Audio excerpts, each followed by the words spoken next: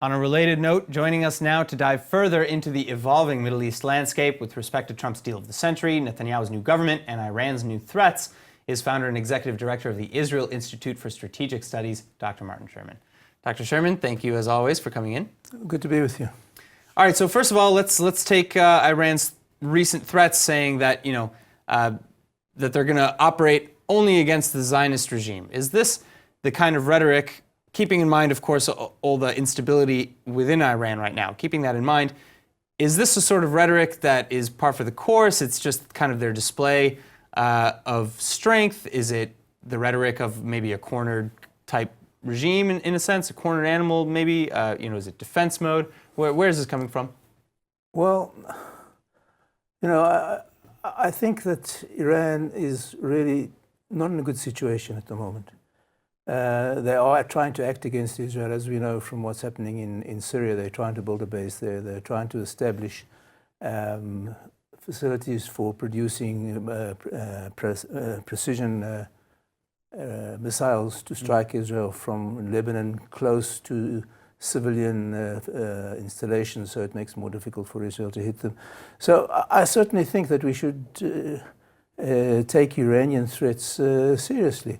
I don't think that the tension between us and Iran will be resolved in some sort of consensual fashion.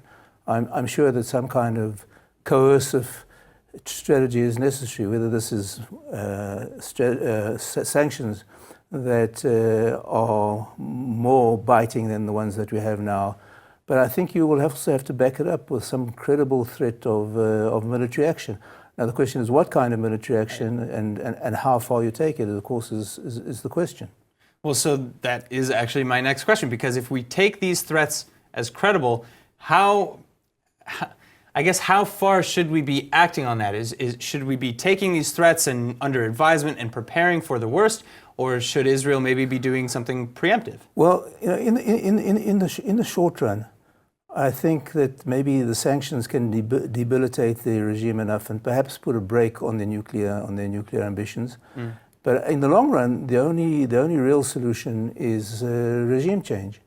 And do you think that Iran is close to a regime change? Well, because that's been really the talk for a long time. The thing about surprises is that you can never really foresee them. But if you look at what's happening in Iran at the moment, the situation there, the economic situation is disintegrating. The currency is falling rapidly. There's a problem with food prices. There's a huge water crisis, which is going to cause a migration of millions from the countryside to the cities. There's been massive flooding lately. So there's obviously a lot of dissatisfaction with the regime. Would a military strike, say, only on the nuclear facilities or only on the infrastructure facilities like dams, roads, power stations, bridges, bring the regime closer to falling? Perhaps. And if you look back at the last few decades, America has shown that it can bring down virtually any regime with very little ground forces. In Serbia, it was mainly an air assault on Serbia for 3 months, which brought down the regime. You saw as well in Iraq and Afghanistan that the regime was brought down mainly by air forces and by airstrikes and special forces on the ground.